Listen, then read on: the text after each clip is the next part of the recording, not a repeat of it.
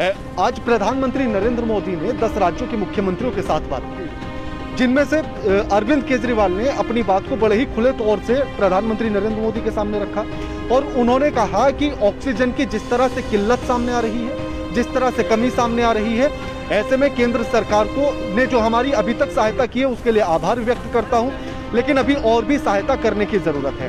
उन्होंने कहा, यानी कि उन्होंने हाथ जोड़े और भावुकता के साथ उन्होंने कहा कि मैं एक सीएम होने के बाद भी आज खुद को बेबस समझ रहा हूं। सोचेगा कि अगर मुख्यमंत्री खुद को बेबस समझने लगे तो इससे ज्यादा बुरी स्थिति और कुछ नहीं हो सकती है। उन्होंने कहा कि केंद्रीय मंत्रियों से उन्होंने तमाम बार बातें की, उन लोगों ने भी कई बार मदद की, लेकिन अब वो भी थक चुके हैं।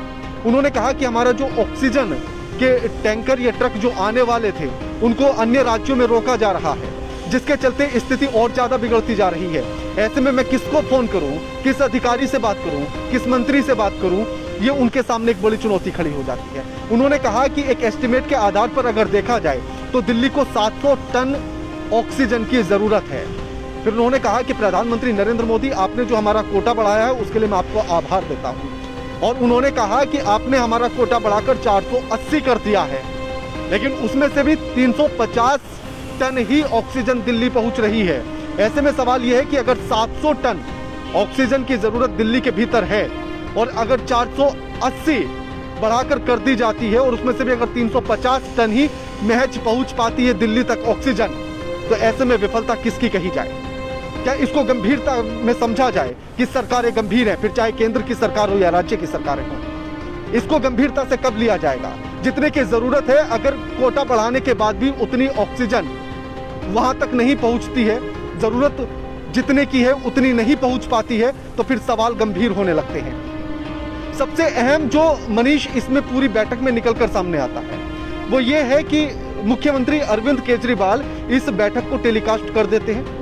कुछ ही मिनटों के बाद सभी टीवी चैनल्स पर यह बैठक का टेलीकास्ट हो जाता है, ऑन एयर हो जाती है। उसके बाद प्रधानमंत्री नरेंद्र मोदी टोकते हैं अरविंद केजरीवाल को, मुख्यमंत्री हैं जो दिल्ली के, और उनसे कहते हैं कि हमारे कुछ नियम कायदे कानून हैं, हमारी परंपराएं हैं, प्रोटोकॉल हैं, उनका उल्लंघन किया गया। और उसके बाद वीडियो कट हो जाता है। ऐसे में सवाल ये उठता है कि आखिर प्रधानमंत्री नरेंद्र मोदी उस बैठक के भीतर क्या छिपाना चाहते थे जनता से?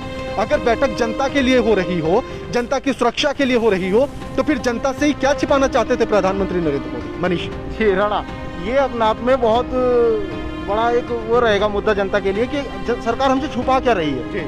जब एक राज्य के सीएम लाइव टेलीकास्ट करा देते हैं, या चलो मान लो कोई चैनल एक लाइव टेलीकास्ट उनका काट लेता है, उसके बाद देश के प्रधानमंत्री कहते हैं कि कुछ कायदे नियम है, कुछ कायदे कानून है कि हम जनता के सामने ऐसी अपनी बैठक को ओपनली नहीं कर सकते, उसका कुछ नियम है। तो ये जनता के सामने एक बड़ी समस्या है, जनता के सामने एक बहुत बड़ा सवाल खड़ा हो जाता है कि आखिर सरकार हमसे छुपा क्या रही है, देश की स्थिति क्या है।